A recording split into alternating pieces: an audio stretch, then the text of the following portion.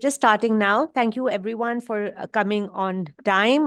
We're really glad to have Dr. Taymia Zaman with us today, who will take us through something which is affecting the world really right now. And we're really glad he is able to shed some historical context into the Palestinian Israel conflict. And this forum will essentially draw on the historical creation of the Zionist state and the impact of the creation of Israel and on Palestinians and neighboring countries.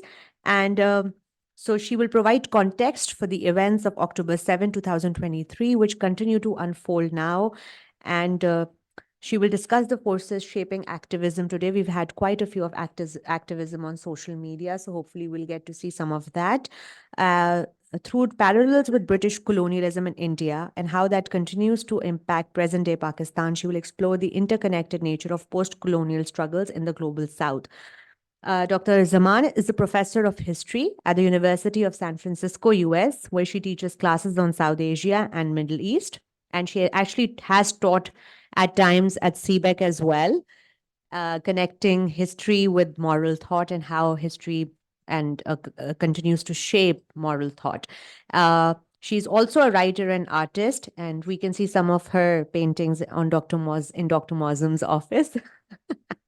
So she tweets and she is on Instagram quite actively over there. So yeah, over to you, Dr. Zaman. Thank you so much. Thank you. This is there's going to be a lot of information on these slides. And this is just to tell you roughly what the structure of today is going to be. The information on the slides, I know normally you're not supposed to put a ton of it, but because this is kind of a long history and I have a short period of time, if you glaze when you're listening to me talk, read the slides. If you're reading the slides and you're like, okay, I'm going to switch back over to me. But the information on the slides should actually help you. I'll kind of take you through these three things. Is that? Okay. All right. Okay, so I'm just going to start with Zionism. Basically, it's a form of nationalism. Some of you have heard me say this before. I think nationalism is singularly the worst thing anyone could ever have come up with. And it's the idea that Jewish people who are persecuted in Europe need their own nation. This is not the same as Judaism. And it's not similar, the closest parallel you can draw, which interestingly was drawn by Ziaul Haq between Pakistan and Israel, is that both countries were created based off of a form of religious nationalism that actually breaks with the tradition of both religions. And so the same way one Zionism emerges as a force, you have rabbis speaking against it, just as you have Deoband ulama speaking against Pakistan. So again, it's not, no matter how much the state of Israel tries to conflate Zionism with Judaism, this is absolutely not the case.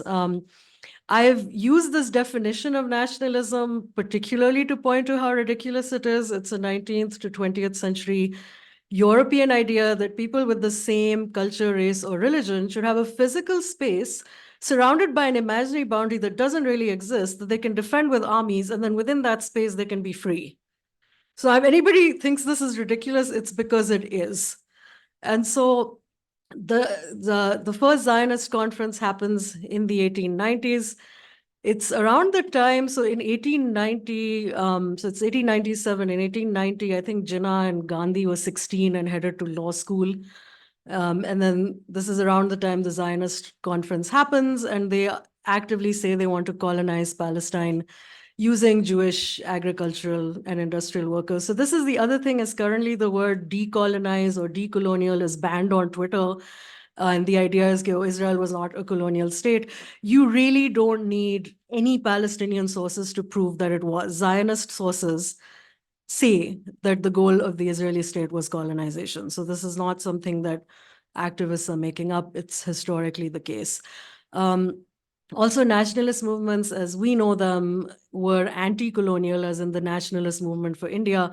Zionism is a colonial nationalist movement. And so one of the things that nations do, because they're so profoundly ridiculous as entities, is that they have to justify themselves over and over again. And to justify themselves, they have to claim that they have always existed. They are representative of ancient longings, and that leads to some crazy arguments. So, like in our context, our history technically begins with Muhammad bin Qasim, who back in the day was clearly thinking about all of us sitting right here and about Pakistan. So, a lot of times, retroactive justifications tend to shape how people think about nations. And every nation is built on some form of erasure. It's always defined by what it is not. So if it's Muslim, it can't be Hindu. If it's Jewish, can't be Arab. So that's also always the case with any nation. So I tend to hang out here a lot. This is where I generally live and spend my time. And so this is a map of the Ottoman, Safavi, and Mughal empires. Roughly, I guess we would say from about 1450 to 1800, the world looks like this. And the reason I'm putting this up is because I want you to kind of just stare at it and understand that for most of human history, this is how the world has looked. So the nations that we take for granted are completely arbitrary. This is not how the world has looked. And the contradiction is that cities are very, very old and nations are very, very new. So Delhi is ancient, Kabul is ancient, Isfahan is ancient, Jerusalem is ancient. These cities have been in close contact with each other through trade routes, poetry, language, music for thousands of years. So even if you've drawn a wall across various nations to cut off these old connectivities, they are much, much older than whatever new name you happen to give to the land. How many of you, in terms of following what's happening in Gaza, how many of you feel it viscerally as though it's happening to you? Okay. So it's happening to us, right? And so that feeling, a lot of times what I've heard is that this is because of the history of colonization. We're all colonized and we feel angry, and that's perfectly valid. But I also think the reason we feel it's happening to us is because they're family. So it doesn't matter, that when I think river to the sea, I actually think Indus to Mediterranean. Because, I mean, think about our language, right? Arabic is in our language. Our musical system is often similar. Our culture is similar. Our skin is similar. So the reason we feel it is also because there's an older cultural continuity that goes back thousands of years. That's much older than Israel and Pakistan, which are two very young things. So if you feel it in this very visceral way, like it's happening to you, if you are not sleeping, if you're feeling it in your body, it's literally because our land has been connected to theirs for thousands of years. Even before colonialism, this existed. So it's just a way to sort of use history to understand. And I've often had this thought, ki, I'm not even Palestinian, like, mujhe kya ho raha hai? Like, why am I losing my mind, right? So some of it, I think, is because of this very, very old continuity. So this is ridiculous, right? It's like, this is what we're used to. This is the world children grow up in. But to me, this makes sense. Like when I see this, I feel this basic sense of, oh yeah, okay, right? And I can tell you what happened. I can tell you, okay, yeah, the trade routes moved from here to there. There were pearls in the Gulf. This is what people did. This, when I look at it, I just say, oh God, right? Because I know some of the wars and failed treaties that created this hellscape. And we're just discussing one aspect of that hellscape right now. So this is also to kind of just say that whatever nationalism is, this is what it's done to the world. And so the reason we feel pain is partly because of colonialism, but it's partly because of this, because there are much older ties that connect us. I'm now going to get into a ton of history. If you find yourself glazing, that's fine. The main point of this is to say, this is my blame the British slide. Okay, so even if you can't remember everything, this is very much that slide. And so in terms of the time period that we're looking at, it's the fall of the Ottoman Empire, the idea that, okay, the Ottoman Empire is going to collapse. And so this center at Istanbul or Constantinople, as it says over there, and the lands around it that you see in pink, basically this is a land grab, and the Europeans are trying to figure out, okay, who gets what? And they draw up a series of contrary agreements. So Britain, France, and Russia draw the Sykes-Picot Agreement, where they say, okay, the French are going to get Syria, the British are going to get Iraq, Jerusalem is going to be under some sort of international rule. And then they start making contradictory promises to Arabs and Jews. And so the British High Commissioner encourages the Sharif of Makkah to rebel against the Ottomans with British support. So you can see, and he offers him an Arab state, but it's not clear what that state is. Is it the Hijaz? Does it stop at the river? And a lot of historians have tried to read the Hussein McMahon correspondence. Maybe we have a lot of time. I don't really know. But it really does not make sense. Like, you cannot extract what is promised. It sort of looks like everything and nothing from that correspondence. So once the Sharif of Makkah agrees to turn against the Ottomans in exchange for an Arab state, they promise the Arabs a sort of indeterminate state, and then at the same time promise a similar state to Jewish people and say that there's going to be a homeland in Palestine for them. So now you have two sets of people with different claims. This is not to say that there aren't Jewish people in the Middle East. There absolutely are. And the kind of immigration that we're talking about, the reason all of us say it's settler colonialism is because this is white, Ashkenaz, European Jews who are immigrating into Palestine. And they're promoting Hebrew again. So this is Hebrew, not Yiddish, not Arabic, specifically Hebrew.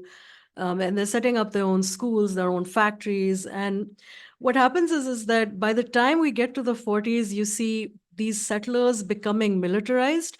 A very interesting parallel thing is happening in India, because remember the non-cooperation movement, which is led by Gandhi, all the way until kind of 1932 and the Peace March, much of it is non-violent, non-cooperation, boycott, resistance. And then gradually, by the time we get to the 40s, it's very much quit India, direct action. And the only way to get the British to leave is because the only thing they understand is violence. Start blowing up British targets, start making it very clear to them that they're not welcome. So that is what Zionists start doing as well. They start attacking Palestinian villages, they start driving Arabs out of their lands, and they also start blowing up British targets. And so the British, Pakistanis should be very, very familiar to us. They create a problem, they can't solve it, they leave, right? So everyone is nodding, right? So it's actually a very, very similar process that happens. And so the first Nakba, the first catastrophe between Israel and its Arab states is in 48, 49. Because what this does is it creates 750,000 refugees, which is still less than today. So this is as bad as it's gotten. And the West Bank and East Jerusalem get absorbed by Jordan, Gaza gets absorbed by Egypt. And so during this period of time in the 60s, the PLO is formed. And the important thing to remember about them is they want a secular democratic state. And this is what is unacceptable to Israel, because Israel is a Jewish state. You can't have a secular democratic state. And there's also tension over the waters of the Jordan River. And so in 1967, Israel extends its borders, occupies Sinai, the West Bank, and the Golan Heights, and just bombs the air bases of Egypt, Jordan, and Syria. And so this map shows you what that looks like. Is this visible? Yes, okay.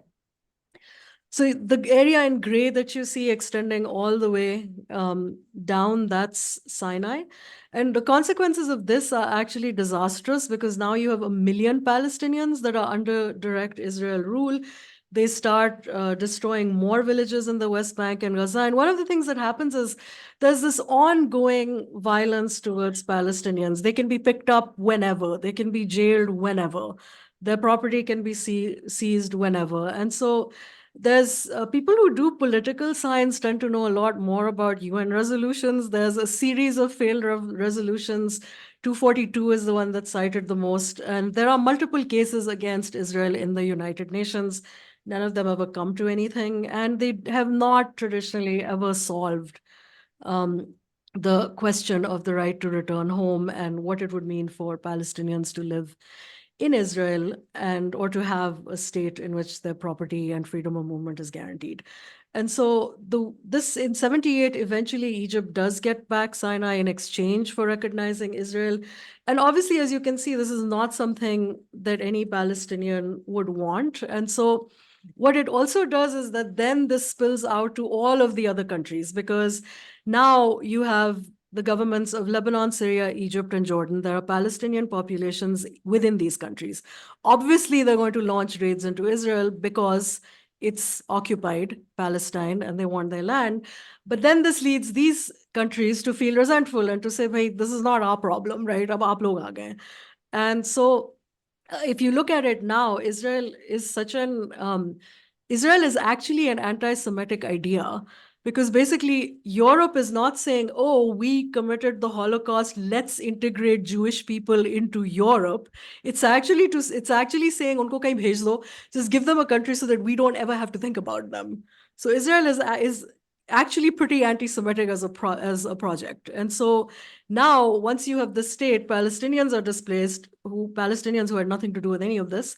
And then on top of it, these countries gradually start feeling resentful that Palestinians, every time Palestinian groups launch a raid into occupied Palestine, the Israel responds by obviously bombing, right, the neighboring countries. And so Palestinian resistance then takes on a different tone by the time we get to the 70s. So the PFLP, the Popular Front for the Liberation of Palestine, it's founded by George Habash. They start staging international hijackings. Eventually, the group is expelled from Jordan, relocates to Lebanon. Lebanon, again, is created as a state it's a constructed majority minority. It's 51% Maronite Christian, 49% everyone else. The minute there are Palestinians in Lebanon, that impacts the numbers. Christian Palestinians get absorbed more easily than Muslim Palestinians. And so during the Lebanese civil war, Israel is actually allied with the Maronite Christian government and is bombing Palestinian refugee camps. And so this is to say that it's not as though Arab states come out looking good here. Like, that's kind of the larger point that I'm making. And by the time the next war erupts, that's in 1973, and Syria does not gain back Golan, but what Arab states do is they start using oil as a bargaining chip. So OPEC kind of does that. And part of it is because they also want to counter the pro-Israel lobby in the US, APAC, the American Israel Public Affairs Committee. So you have Arab states, again, I would say ineffectually trying to use some leverage, but they also play a hand in the oppression of Palestinians. And it's sort of similar to Kashmir. Like, if you want to get votes, bring up the Palestinian cause, and then the minute you get elected, you don't have to think about it again. So it's, not just Israel here. I think everybody has probably heard of Leila Khalid. So salute to all the kafia wearers in the room. You are wearing a terrorist scarf, and just so you know. So Leila Khalid, I have a quote from her that I think is important. She had hijacked a flight that was, I believe, going to Tel Aviv, and she said she wanted to fly over Haifa from where her family was expelled during the Nakba. And this is a quote from her: "We were being dealt with as refugees. Nobody had heard our screams and suffering. All we got from the world was more tents and old clothes. After 1967, we were obliged to explain to the world that Palestinians had a cause. We wanted to go back to our homeland. We also wanted to release our prisoners from Israeli jails. We aim to do all these things through these actions." So this is, again, just to say that whatever it is that we're seeing in Gaza today because of the news, because of social media, it's been going on a really long time. And I also think that our subject position is much more complicated than we might think it is. Our old identity, which connects us to Palestine, is 1,000 years old, but more than 1,000 years old. But our new identity as Pakistanis is very different. If someone in Pakistan says that we're tired of being kidnapped and we're tired of being tortured, and we are going to have a march because this state has taken our land, some of us might call them terrorists while being really sympathetic towards Palestine. So I think we also need to look at these two identities that we have, and with very uncomfortable, uncanny similarities, and really take some time to sit with those. So if you're cheering on Leila Khalid and you extend that to anyone who opposes the Pakistani state, it's going to get interesting very fast.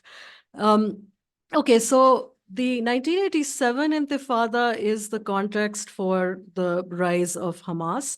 So Intifada is just uprising, and Palestinians stage a number of these to protest being arrested, beaten, having their houses demolished, and being tortured. And this is Palestinians in Gaza and the West Bank. And so Hamas kind of becomes a liberation group around this time, 1987. And Hamas is a religious alternative to the PLO. They are not interested in a secular state. They are using the vocabulary of Islam and jihad to think about their struggle against Israel. And they promote armed resistance much more so than anybody else does. Now, what's interesting is that Israel covertly funds Hamas because they want to break the power of the PLO. And so again, the parallel that is relevant to us is the US funding the Mujahideen because they want to get rid of the Russians, right? So again, when people, this is also to say that the idea that there's Israel and Arabs, it gets much more complicated because even when it comes to people using religious vocabulary or using the vocabulary of jihad to talk about their struggles, if you look at where the money comes from, right, and who's funding them, again, it gets interesting. And so initially, they covertly fund Hamas. Hamas is operating as a charity within Israel proper. And then gradually, once they become a liberation group, they also sort of want to kind of break the power of the PLO because the PLO in 1993 recognizes Israel, which they're violently against, as actually are a number of people. And so you sort of see them kind of rising to power, and then that's how they eventually come to govern Gaza. And before that, it's not that they are only an armed resistance group. They managed healthcare, education, law enforcement. And so they have a political bureau, military operatives, and a Shura council. So there's different dimensions. The way they're framed in the West is very much as though they're a sovereign government, which is obviously not the case. You're not a sovereign government if Israel controls airspace, sea access, the movement of goods and people, right, in and out of Gaza, telecom, tax, right, water, electricity, fuel. Palestinians don't have the right to collect their own rainwater. It belongs to Israel. So they are not a sovereign government and should not be treated as such. And so in terms of where sort of what has led to this crisis is really an ongoing blockade of Gaza that has kind of between 2 to, I think, 2.3 million people in it.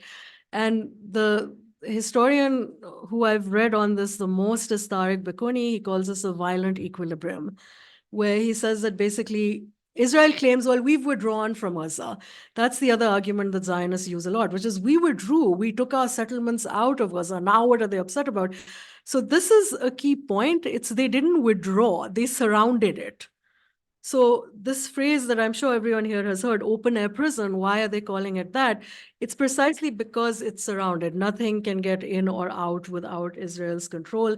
The blockade is land and sea, as in fishermen cannot even fish beyond a certain perimeter. So it's completely surrounded. And Israel periodically does this thing called mowing the lawn, which is just going in and, being violent and claiming that it's doing it for its own security.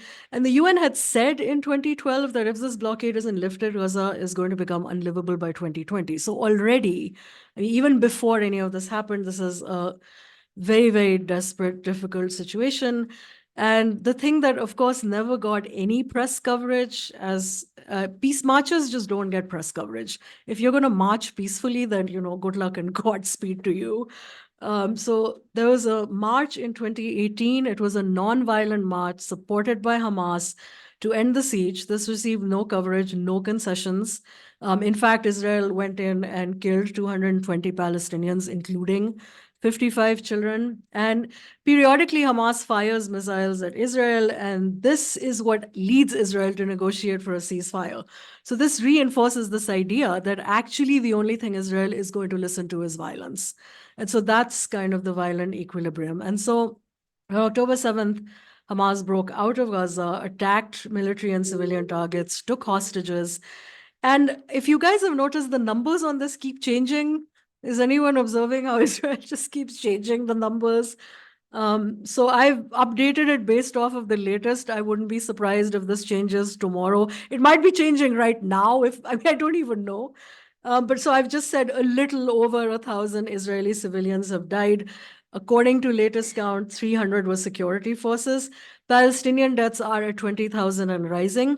This is just the deaths that have been reported. There are people buried under the rubble. It's probably twice as much, if not more. And we all know half the population of Gaza is children. Average age is 5. And so all of this these are the war crimes that are leading everyone to say this is, well, I guess everyone in the rest of the world other than the US, right? Other than Europe, to say that this is genocide. In terms of what Israel wants, just follow the money. And so 1963, there was this US Department of Energy document that's been declassified as of 1993. And basically, do you guys remember the boat that was stuck in the Suez Canal? Hum sab COVID se mar rahe the, and we were like, oh, this boat, and everyone was like focusing on the boat because it gave us something to do. So the Suez Canal is very narrow, and basically traffic can either go one way or the other way. And I think about 12% of global trade passes through the Suez Canal, which is controlled by Egypt. And so what they want to do is blast a canal through the Negev desert and connect the Gulf of Aqaba to the Mediterranean Sea. If Israel is able to do this, they would actually be well established in the Middle East. No one would be able to get rid of them. And now this plan is suddenly, there's interest in it because on top of the fact that they could rival the Suez Canal, there's also oil and gas reserves that are valued at around 500 billion US dollars off the Mediterranean coast. And so this is the coast that technically belongs to Palestinians. And the right of Palestinians to these resources is recognized by the United Nations. So again, I don't think it's a coincidence that in October, Israel gives 12 licenses to 6 companies to explore these reserves. And so again, if they were to clear Gaza as they're saying they want to do, they would have access to all of this. So it's not about Hamas. It's literally never been about Hamas. It's about genocide and ethnic cleansing. And so I've listed some sources here, which everybody is welcome to look up. Okay, so in terms of today, sort of the last part of this, where is their continuity with the past and where is their change? How many of you get your news about Gaza from social media? Okay, most people. How many of you get it through other sources like Al Jazeera or?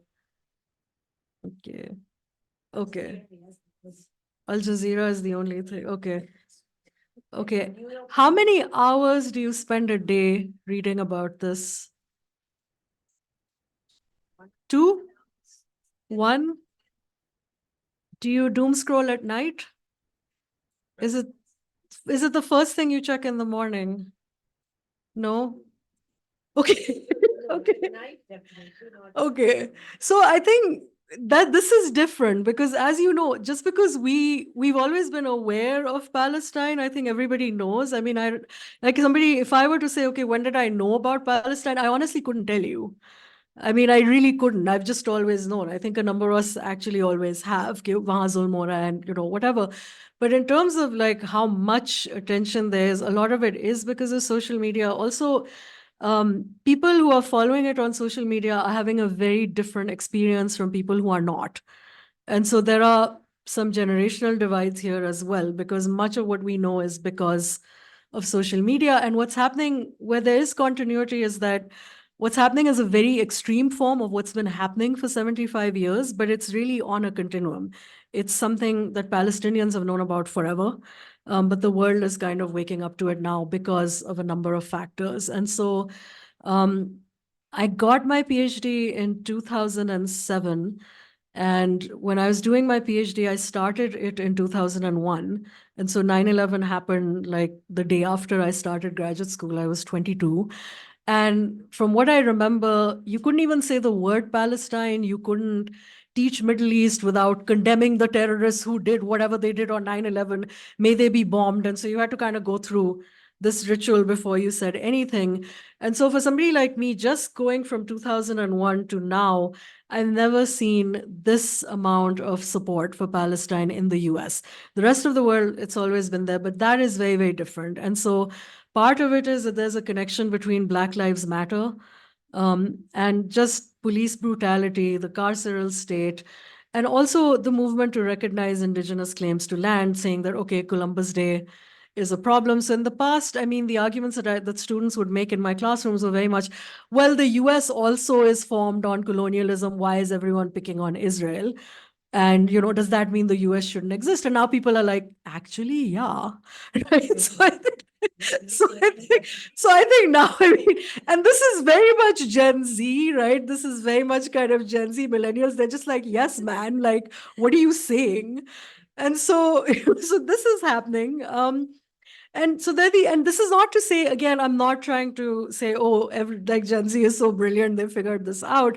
There's wonderful things about Gen Z, but it is also true that Black people have for the longest time had solidarities with Palestine. And, so it's not that these haven't existed, but they are being amplified through social media. Parallels with apartheid South Africa, again, always very quick and easy to make. Parallels with the Armenian genocide. So there's a lot now where even the average person who doesn't necessarily know every single thing. So even if you don't know this history now, like you don't need a history professor to tell you. You can just go to social media. There are a number of sources, draw some parallels, and immediately you get it. This is leading Israelis to become very, very irritated, because they're basically saying, yeah, everybody knows things now, and what the hell. But the fact of the matter is, Palestinians have been working for a very long time to educate the world. So obviously, much of the credit goes to them. The other thing that's new is the divide in the Jewish community. In the US, organizations like Jewish Voice for Peace, even statements by Holocaust survivors and their descendants. Like there was a statement in 2014 that was signed by 300 Holocaust survivors and their descendants that accused Israel of genocide. So, and that, was nearly 10 years ago. So it's also a lot of Jewish activists. In the Bay Area, where I live, very recently, a bunch of activists basically handcuffs themselves to the Bay Bridge, blocked the bridge using their cars, and threw their car keys into the water. And so then the police had to come and like tow these cars away. I'm seeing another protest where I think it was 12 Jewish women, all kind of 65 plus, who had handcuffed themselves to the White House and were basically saying, look, not in our name. This has to stop. And so that, I think, is very new. And also increasingly within Israel, there are Israelis who speak out against the IDF. I'm sure you're following stories of teenagers who don't want to serve in the army. And there's an organization called Breaking the Silence Israel, where again, they're saying that whatever it is that we're doing, and usually these soldiers have an experience where they are basically like going into someone's house and there's a family that's terrified and sleeping, and they just take over the house and kick them out. And so again, at a psychological level, even in terms of Israelis who are looking at what they're doing, there's a sense of trauma and wrongness, and what is this? I've also seen this myself in person, because I live in the US. When this started, there was someone who had said, okay, anyone who's having a mental breakdown, there's a group getting together, get together. A lot of times at these groups, there'll be Jewish people who will sort of show up. And one person I was talking to grew up in Israel, was a Zionist, and at some point realized what was happening, and is literally kind of cut off from their entire family right now. And so they are also paying a very big cost.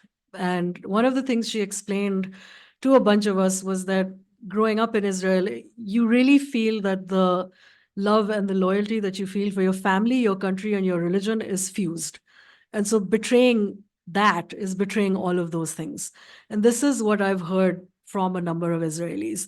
And so that's not necessarily true for us. As if I were to tell everyone in the room, think of your family, your country, and your religion, you would have like different feelings, right? And it would kind of change. But a lot of times it's really sort of being raised to believe that there's one Jewish state in the world. It's the only place where you're free. Since you're a kid, this is all you're raised with, and then you're just told that anyone can attack you anytime, and they're these Arabs and they're shooting rockets and you're going to die. You need to hide in a bomb shelter, right? So it's really this sense of constant threat that people are raised with, and then gradually they realize, oh my God, right? Like what is being done in my name, and this country that makes me feel safe is actually torturing and disappearing other people. So anyone who is a first-class citizen in any country, we are usually first-class citizens while someone else is suffering. And that is the truth of nationalism. And so what this has done is that now the issue is not, in the past, the issue was always framed as Jews versus Arabs or Jews versus Muslims. And now it's very much settler colonialism, versus indigenous rights. And so the charge increasingly that if you speak out against Israel, you're anti-Semitic, that still exists. It's just that it's becoming increasingly diluted by the presence of all of these different voices and all of these challenges. And then the last thing is obviously social media. How many of you follow Bisan, Hind, Motaz? Has anyone had a dream about any of these people yet?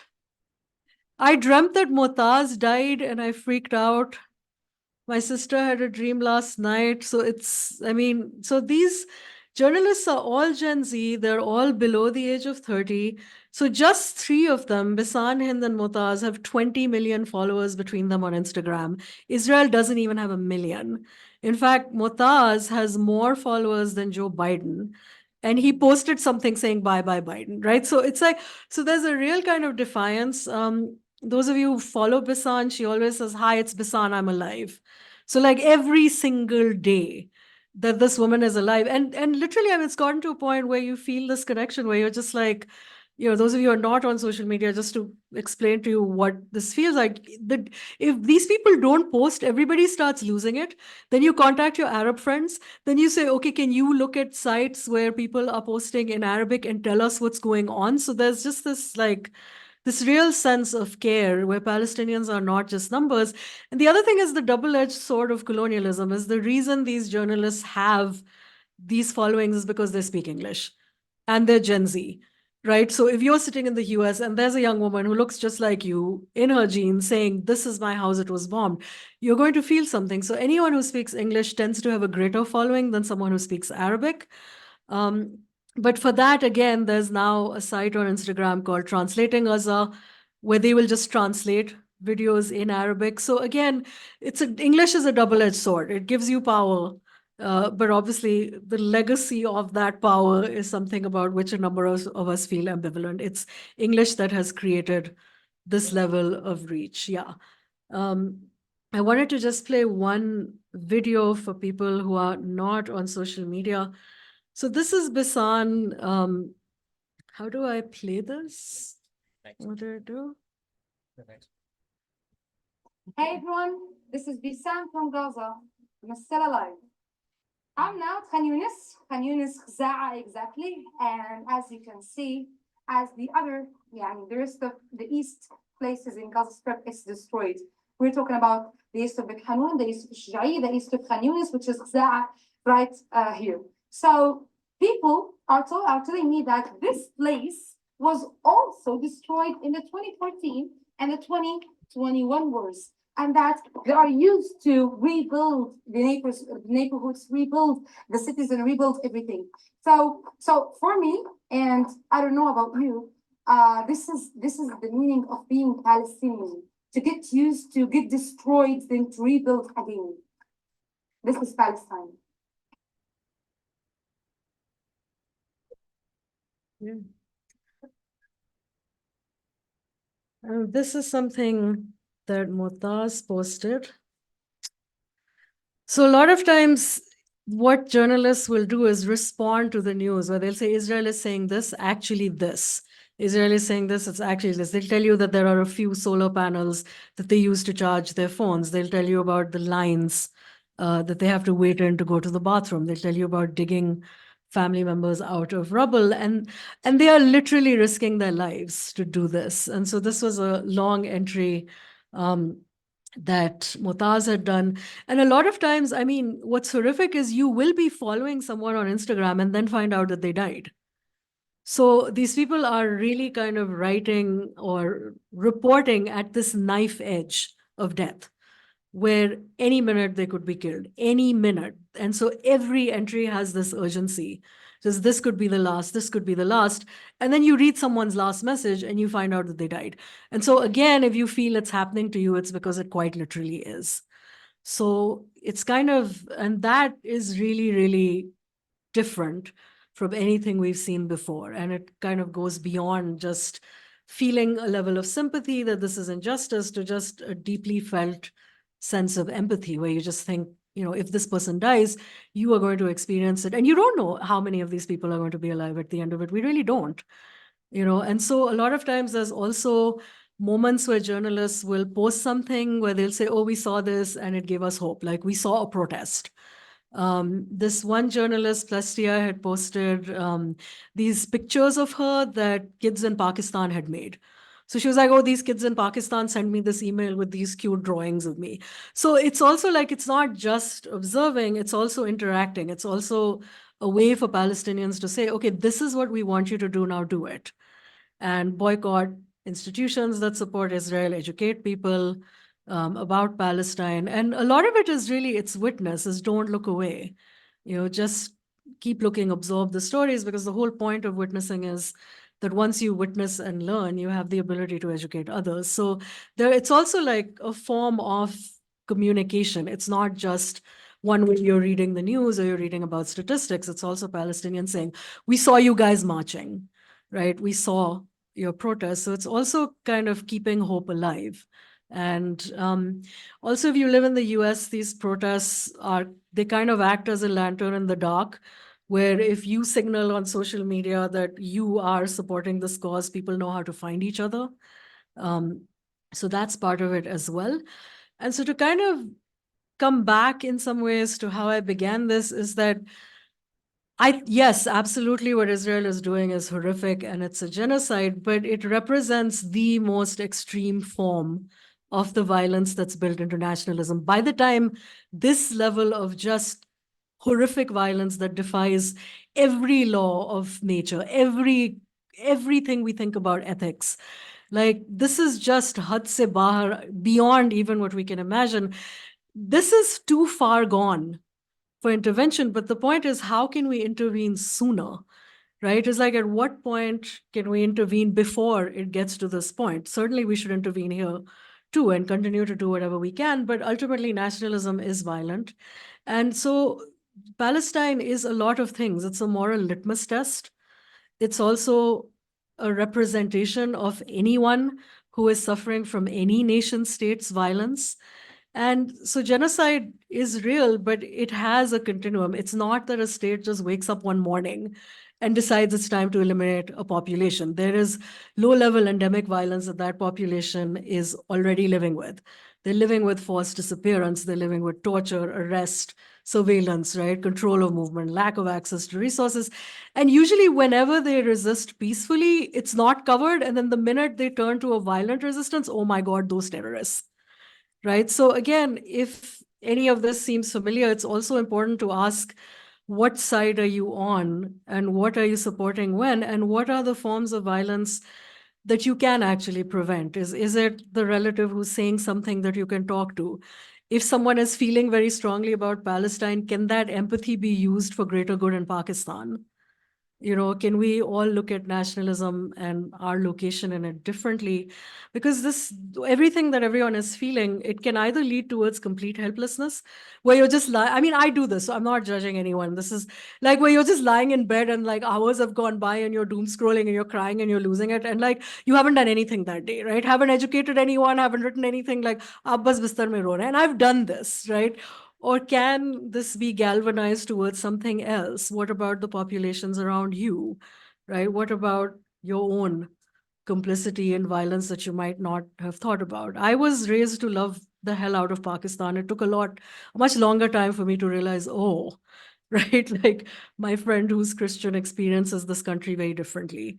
And so the same way a lot of people have had to educate me, all of us, there are ways in which we can use this moment to intervene where we can before it reaches this point, because it couldn't have reached this point had intervention not happened earlier. Okay, thank you.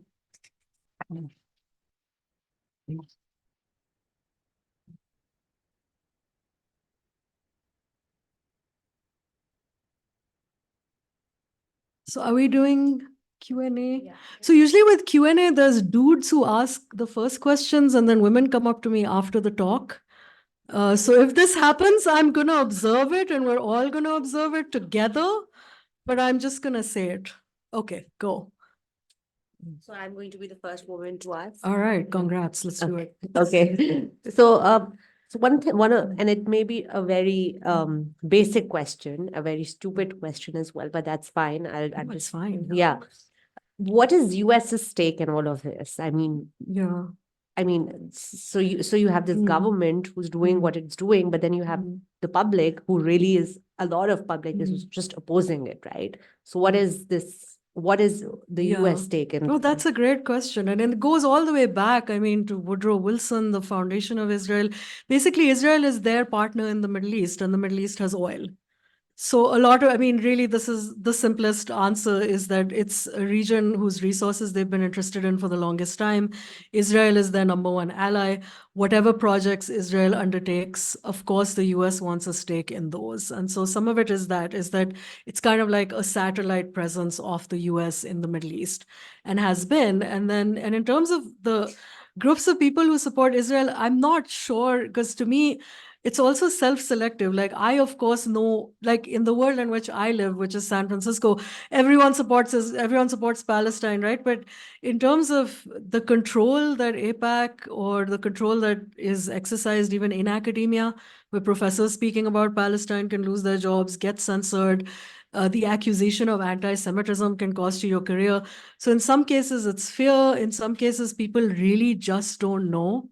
Americans often are not aware of anything. So there's still people on Instagram who are posting about their yoga and their, like, self-improvement, whatever, journeys, and their interior decoration. So it's kind of, so in terms of the American public, it's too broad to make any generalizations, but definitely, like, I think they just want a partner in the Middle East, and Israel is that partner.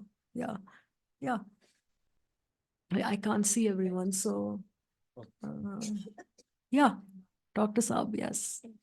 Thank you. Thank you for that. So I don't know, what is your perspective of why Israel is such a rabid state? We've seen genocide, we've heard about it, and I think we're seeing this a lot more than we've seen anything else, just because of social media. But I still fail to understand. I feel like the way that they're acting is they're complete psychopaths. I keep thinking all through DSM-4, not that familiar with 5, but I keep thinking of all the disorders that they're sort of fulfilling. And I don't know what, and I know that's not your background, but I'm just trying to figure out, as their nationalists, how do we explain that? I'm not a psychologist. My Yeah. mother is, like, right there, So- but, like, No, so it's not. So again, I'm not asking you to explain Yeah. that, but I'm Huh. saying, when you talked about nationalism and how nationalism itself is not that, is not a good word because of this, and how they identify family and country together. But I still fail to understand the degree of violence. We've heard about them, mutilating Yeah. corpses and everything. I don't know how that sort of fits into the history bit. Oh, okay, yeah. Yeah. I guess, like, the easiest, so psychology, even if you look at the Nazis, or even if you look at the Stanford prison experiment, it's not like anyone can become a monster, right? But it's, if over a period of time you've been taught to dehumanize a certain group of people, then it's actually difficult to understand that they wouldn't be psychotic. Because to me, if you grow up from a very early age being taught, so imagine, like, if I'm a kid and I'm 2 or 3 years old and I'm constantly being sent to a bomb shelter because these people are constantly trying to kill me, then I'm told, oh, there's only one country in the world for us, and that's also under attack because 6 million of us were dead. Then I'm told you're not safe. So, when we're afraid, we do quite a few awful things, right? And so it's like, there's people who are completely ignorant. I was quite ignorant about a lot of things Pakistan is doing for the longest time. And it usually takes having a friend or someone telling you that the peace that you enjoy is at the expense of my people who do not have those basic rights. But then there's people who are ignorant, but then there's also the sense that we're just trying to live here. Why do they want us dead? There's so many Arabs in the world. Why don't they go to those countries? This is the only Jewish state. I feel very weird sounding like an Israeli right now, and it's just a character I'm playing. But, like, I do understand. I understand exactly why, if over a period of time you're simply not taught ever to see a group of people as human, and you never meet them, and the only thing you hear about them is that they periodically try to kill you. Like, aap chill kar rahe hain, wo rockets bhej rahe hain. They're psychotic, right? Like, you would actually think Palestinians are psychotic, because you'd be like, man, we're just trying to live in peace. I'm not doing anything. I haven't killed anyone. I just want to go to my club. I'm just dancing with my friends. Wait, half my friends are dead? Like, again, not trying to sympathize, but I get it. Yeah. So thank you very much, Dr. Zaman, for that amazing talk. I have two questions. So the first one is this difference between sympathy and empathy. And the way I look at it is that empathy is with action, sympathy is जैसे आपने कहा बिस्तर में बैठ के बस देख लिया, रो लिया. So coming to the response of academic centers from the Islamic world, and I talk about some very strong academic centers, even in Pakistan, who can, when they state कि यार, this is, just 1 minute silence, observe kar le. Being on a WHO call, if I'm sitting there and say, 1 minute silence for Palestinians, and that's a statement that you make. Why isn't that academic, that response coming from the academic institutions, जहाँ पे के थोड़ा हम technically empathize कर रहे हैं? You mean in the Muslim world? From the Muslim Yeah. world, from the Muslim world. So that's one. The second question is that this actions from Israel, is it them saying कि यार देखो, like Joker when he said in Batman ना कि मैं तुम्हें दिखाता हूँ इंसान है क्या? So so the Holocaust हुआ, दुनिया खामोश बैठी रही, and we are still the same uncivilized world that will see people being in misery and being killed and still will be silent because of their own needs. And Israel is showing that world कि देखो तुम लोग वही तुम लोग की औकात है जो 1940s में थी. So are they being that violent to just show the world कि hey man, this is how you guys are, कोई change नहीं है तुम लोगों के अंदर? In the Israelis. I mean, I think there is an audacity to what they're doing, because when we feel shock, which I think you had also said, right, which is, how are you guys doing this? Khulam khula, sab log dekh rahe hain, aap bas kar rahe hain. I think, I mean, the more practical thing for that is that they wouldn't be able to do it if the US wasn't backing them, right? As if the US were to tell them tomorrow that we are cutting off aid and hum aap logon ko nahi support kar, they would shut up and sit down. So some of it is, again, if you're backed by the only superpower in the world, that's going to make you incredibly brazen, right? And then again, academic institutions in the Muslim world, I can't speak to all of them. I don't know what each of them is doing.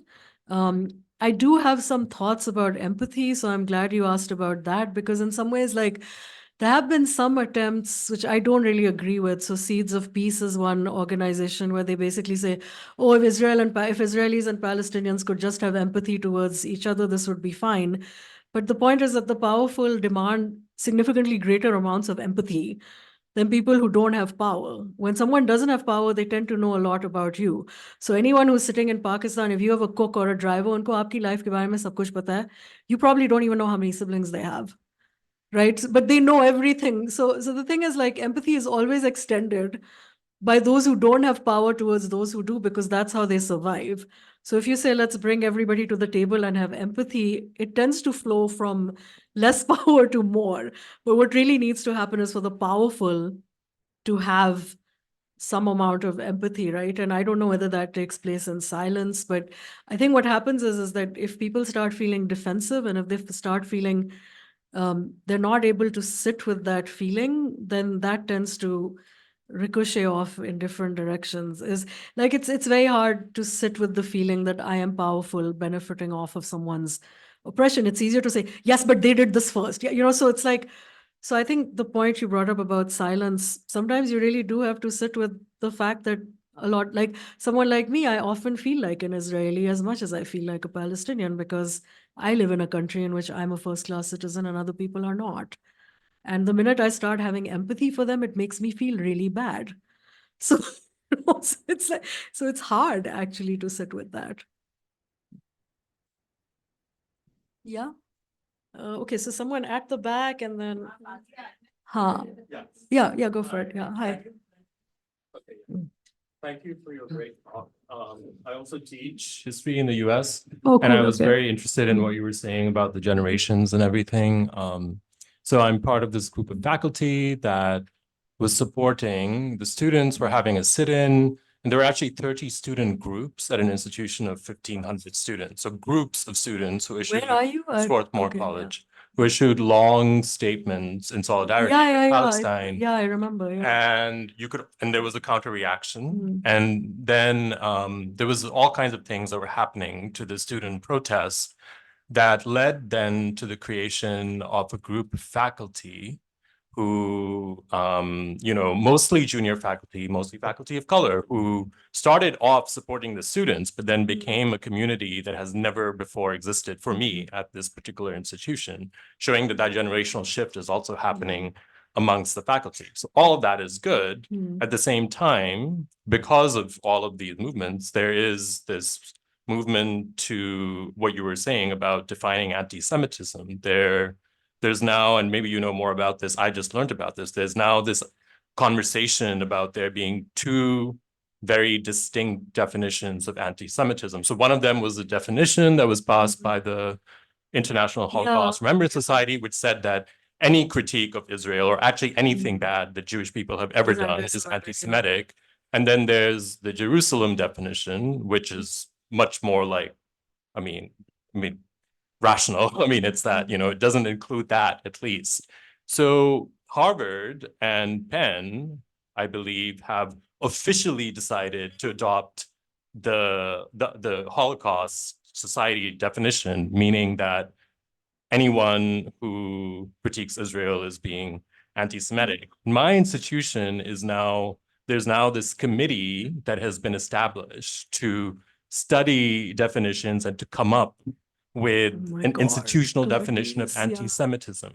So I want to connect this to growing up in Karachi, growing up in Pakistan, because my reaction to this, having grown up among censorship and blasphemy laws and all that in the Zia era, is to be extremely triggered by the whole conversation. But also, I don't remember anything quite like that growing up in Pakistan.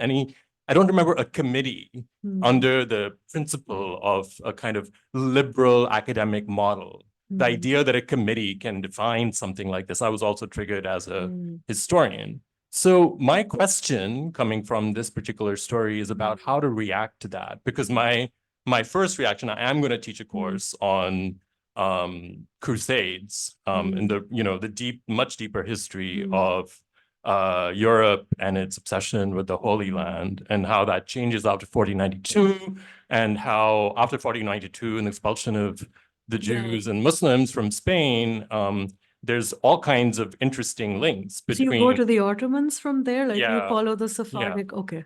Yeah. I mean, I haven't done this yet. I'm still thinking about it. But that there's very interesting parallels and paradoxes between the histories of anti-Semitism and what we call Islamophobia. And my question is, in terms of this whole kind of, this politics this absurd politics that's now unfolding about definitions, what is the response? Is there a response that is more pragmatic? And would that pragmatic response be to create a committee to define Islamophobia? I mean, I guess my question is like, what kind of politics, and I know this isn't easy to answer, but just kind of opening this up, like, is there a kind of a set of practical steps we can take to kind of, to navigate this landscape? And then also, I'm just curious for you at a personal level, what I really appreciate what you said about privilege, elite privilege in Pakistan, and how that actually does make us, frankly, a lot like Israelis in many ways, especially when we think about men with beards and guns and how they're spoken about, or at least were spoken about in the 80s. But I guess I'm also wondering if there are other lessons we can take from having lived under censorship and, authoritarianism and nationalism as Pakistanis, and apply them, or at least use them in teaching these young Americans. Some of it is like, I can tell you what I do. That's not, which may or may not be helpful, because to me, again, like the sort of censorship that happens here is very different. If you are, someone who speaks English and has a US passport and can leave, that's very different from someone else. So you can't, like, censorship in Pakistan too is very contingent upon privilege. In terms of what I do, a lot of it is always stealth. Like, I say things without saying things. And so if somebody gets it, they do.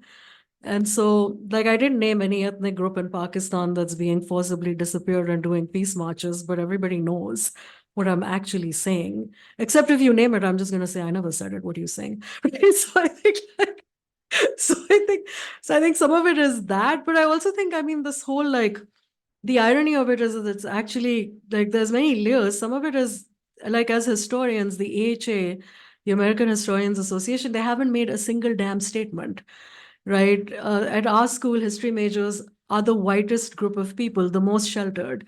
Their idea of doing history is escapism. They want to nerd out to the Crusades, or read about Herodotus. So in that situation, how do you bring up Palestine without the group of white students saying, oh, the brown professor is like being a psycho, right? So a lot of times I think, the more you teach, the more you're able to read the room and figure out within what parameters you should operate. And I think a lot of it is, saying things without saying them. I often think it's much more powerful because it allows people to then draw the parallels on their own, but it also leaves you some amount of plausible deniability. And I think that is the way minorities have always had to survive, whether it has to do with your religion, your skin color, your queerness, whatever it is. So a lot of times it's about saying things without saying them. It's about knowing like who your community is, which faculty members you can trust, but also really asking yourself, like, what are you willing to lose? I think that's the most important thing is I always ask myself, because all it really does just takes like one person saying that you made them feel unsafe, which is a joke because it's just like, dude, you're not being bombed. Like, how are you unsafe, right? So a lot of times it's also asking yourself like, okay, how far do you want to go? What are you willing to lose? Are you willing to be fired? If so, what is your backup plan? Alternatively, if you choose not to be fired, then how are you going to live with your complicity? So some of it is a lot of what I would personally say is internal work, asking yourself what constitutes living with as much integrity as you can. Because for those of us who are in the US, what Palestine has done is revealed exactly the nature of the handcuffs, right? Like, what are the constraints? You can live in this beautiful city where you can be free in many ways. You can walk down the street, you can go to a club, no one's gonna stare at you. USA, right? But then it tells you unless, right? It tells you like, unless you cross this line, in event of which you will understand very well that you're not a first-class citizen here. So you have to really ask yourself, like, okay, if that's upsetting you, then what constitutes living with integrity? Are you willing to lose your job? And if not, like, how do you make your peace with that? Yeah. I mean, that's my answer, but you're welcome to like ask more. Yeah. So I think there's a question. Yeah. I think there's someone behind you as well. Up. Yeah, you were asking first, right? Yeah. So sorry, I can't see everyone. So if anyone can see people that I can't see, just tell me. Like we are attached with the Palestine more than the religious, like that. But if you go back to the history more than 100 of years ago, so both Christian and Jews, that place is also holy for them. So how would you relate the current scenario with that history? So in terms of like Jerusalem and Yeah, all of because these that holy place sites, also holy for for both the Jews and for the Christians, and Yeah. it's also holy for us. So Yeah. how would you relate the current scenario with that, the history? Because it's also a deep history if we go back to thousands of years ago. I mean, unfortunately, people are not just defined by religion, right? They're also defined by greed and politics and money. So, in terms of Jerusalem being a sacred site, all communities are suffering. So, the fact that Muslims are being blocked from being able to access the city, right? The fact that Muslims can't enter Al-Quds as easily, I'm just going to use the old term instead of Jerusalem, that's a problem. Christians in Bethlehem canceled Christmas this year. There are around 800 Palestinian Christians. Like, according to them, this is the birthplace of Jesus. They canceled Christmas. They said, we can't have Christmas because we're dying. And so I think, again, I mean, there's suffering when these places are under attack for everyone. And even in terms of Jewish people, everyone does not support Israel. So I think there are people in all three communities that would like these spaces to be accessible to communities that have actually lived together for many, many years in a form of coexistence that isn't seen today. So I think it does impact all communities. That's what I would say. Yeah. I think, I don't know what was the order? I think because he's been doing all the tech, can I give him? Yeah. Okay, you do it, yeah. Yeah. Okay, so I have a question from. He's the tech support, so I feel he gets priority, yeah. So I have a small historical question and then from a recent thing. What I understand the thing why US is supporting Israel from the oil and all other economic benefits they have. But is there something which some conspiracy theorists point to the support from the US from the evangelical Christians for the state of Israel, or is there any religious basis in that support? And the second question is that since October 7th, there have been many articles in the Haaretz and or other Israeli newspapers and also Western newspapers that Hamas is the organization which was funded by Israel, and they are now turning the anger against Israel on Hamas, which is now resisting against Israel. Although the Popular Front, which is a Marxist leftist organization in the Palestine, they are now supporting Hamas and in their struggle, and the Christians, they are supporting Hamas in their struggle. And Hamas is not this time, they are not this, their resistance is not purely religious. That is now local resistance. So we are bandwagoning on that narrative that Hamas is a religious organization, Hamas is doing jihad, Hamas is having this religious. So aren't we supporting that kind of narrative? We which, meaning us now, or what do you mean, like, aren't we? yeah, Muslims and those who are supporting Palestinians, they are blaming Hamas that Hamas was supported by Israel and Hamas is a Islamist organization. So Hamas is something bad and genuine Palestinians are something else. So this narrative, I think, is harming Palestinians. What do you think about this? No, I think so. The conspiracy theory point is really good. I used to just not believe any conspiracy theory, but the crazier this gets, the more I think, well, maybe. But the thing is, like, these are theories. There's no way to prove them. The thing about Hamas again is like, I think the problem is that at least in the West, they are literally framed as these crazy Islamic, whatever bearded, all of those stereotypes that exist about brown-skinned Muslim men. Yeah, and I think it's true. You can't, the same way you can't just frame Israel as Jewish. It's also a white settler colonial state that oppresses Jews that are not white. So I think kind of the key point that connects all of the questions that you're asking to me is race, right? Is at least in terms of Israel's identity, they're claiming to be a Jewish state that speaks for all Jewish people and the only place Jewish people are safe, but that's quite literally not true. And in fact, Jewish people who come from, say, Ethiopia, or Jewish people who are not white Jewish are also discriminated against in Israel. So you can't just say it's about Jewishness. And there are also conservative Arab Israelis who are opposed to Hamas. And I think also, like, part of the reason I did this thing to say, okay, well, who is Hamas? What do they do? It's, you can't just frame them in terms of, oh, this is Islamic resistance, because again, they were also running hospitals. They were also providing civic services that the Israeli state isn't going to provide, right? So if my child is sick and there's a hospital, like, I'm not really going to be like, oh, is this run by Hamas? Like, no. So even in terms of the Taliban in Afghanistan, whether you support their ideology or not, when they first came to power, regardless of where the money came from, they did restore stability. So a lot of times it's when people vote for certain groups, it's not because they're thinking, oh, we agree with every single thing they do. It's because there's something else that speaks to them. I think even with the evangelical Christians, I think the image is very much, when they think of Israel, I don't think it's just religious. It's very much, these are white people surrounded by these brown terrorists. Like, I really think it comes down to that. And I think kind of connecting it to Islamophobia, like when we say Islamophobia, that again, that term has to do with race, because if I'm a white man and I've converted to Islam, nothing's going to happen to me in America. But if I'm sick, because I look like bearded, right, it's like, then I'm going to experience Islamophobia. So I think a lot of times, like, in this context, like, you can't separate race and politics from religion. Like, you can't think of those things separately. So for me, it's mixed. Yeah. Yeah, so just a related question.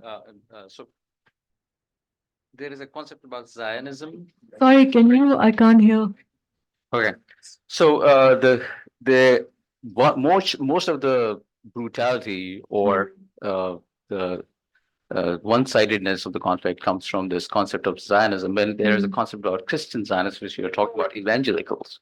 So can you just elaborate of what this Zionist identity per se, and then we Palestinians, even the Gaza, when you look at we look at the images, it doesn't look before the war.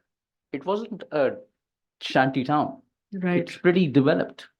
So if we talk about this open air prison, what was happening that was keeping it that way? I see hospitals which are better than most hospitals in Pakistan. Yes.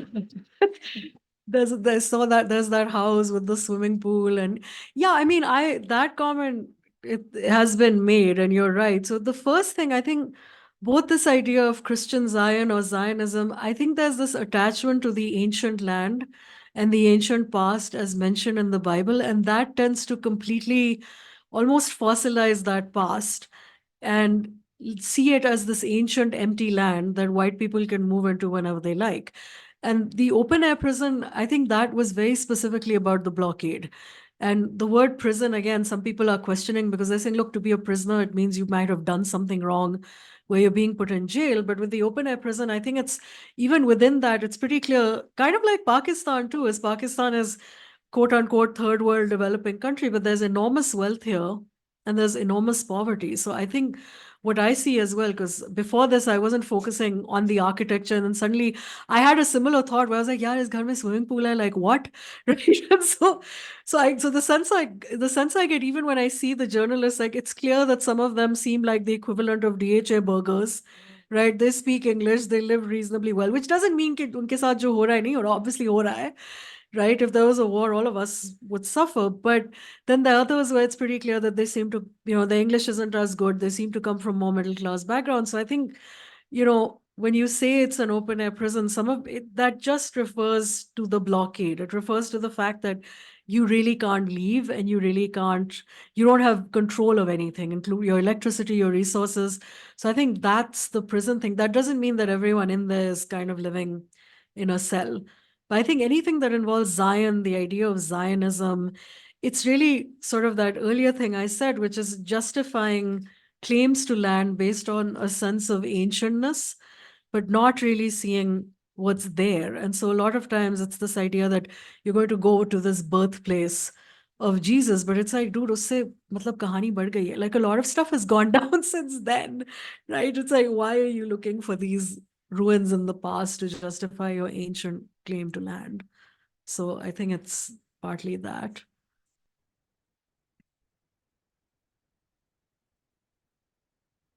So I had a question about the role of AI, and not only in terms of like strategically mapping violence, but its role in Israeli propaganda and generating sympathy and then also perpetuating violence. And I think that also ties into the question of this an artificial kind of sympathy to balance out the narrative and again justify claim to land or violence.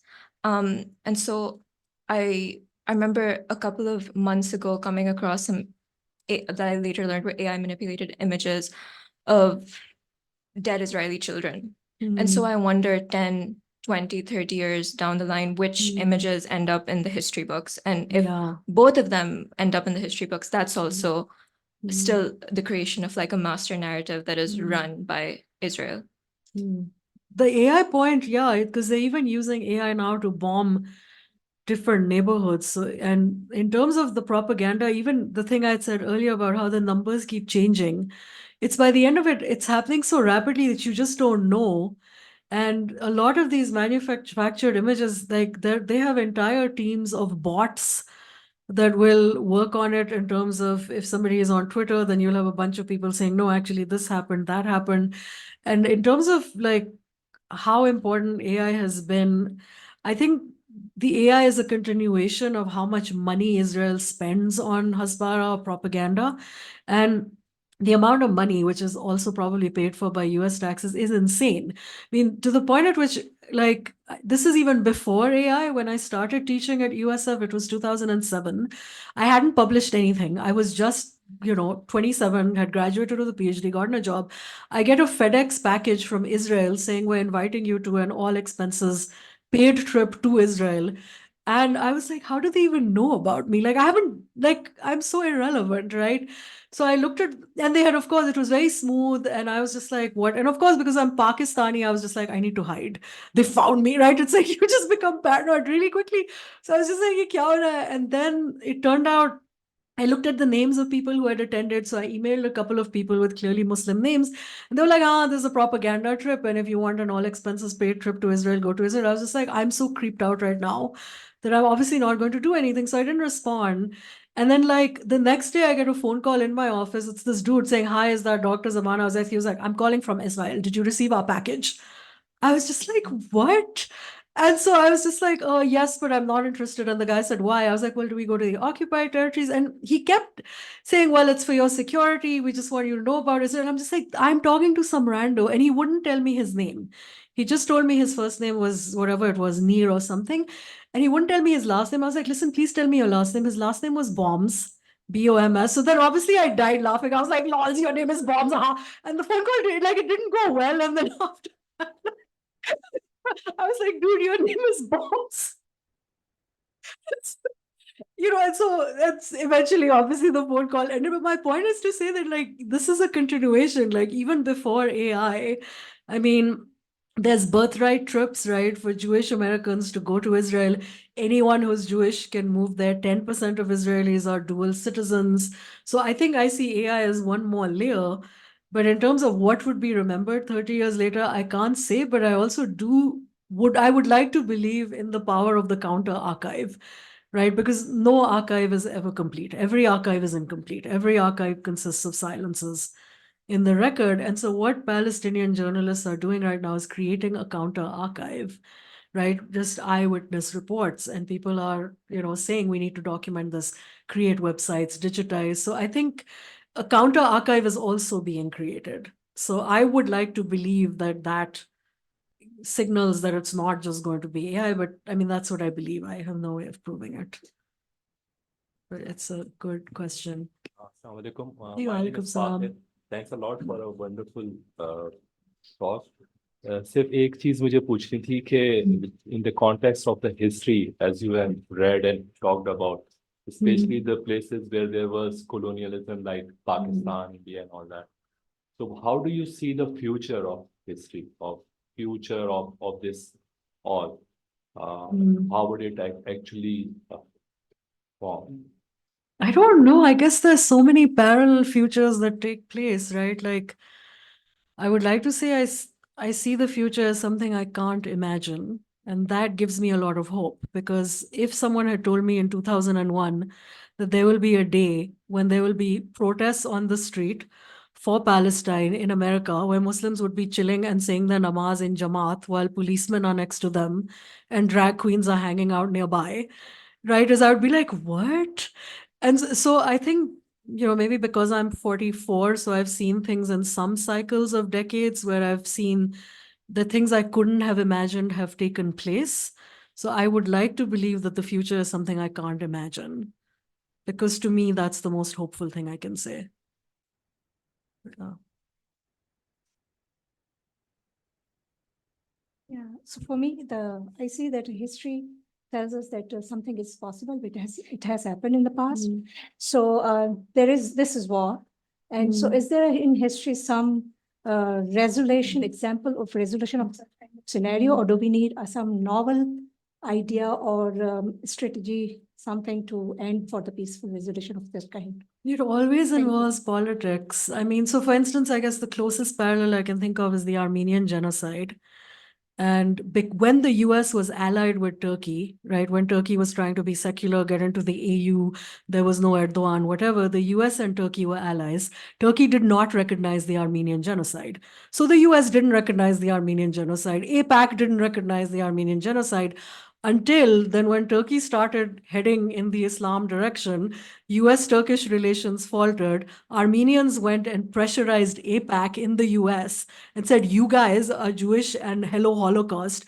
Why?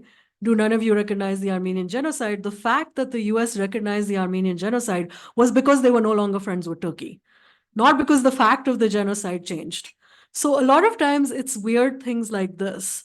So I think, for instance, like if it costs Biden the election, because currently I think Israel is counting on people just getting really tired and looking away and hoping that between New Year's, that the protests will die down. But I think if it interrupts the economy significantly, like the Armenian genocide recognition is one example, apartheid, South Africa, right, is Israel is becoming increasingly more and more isolated.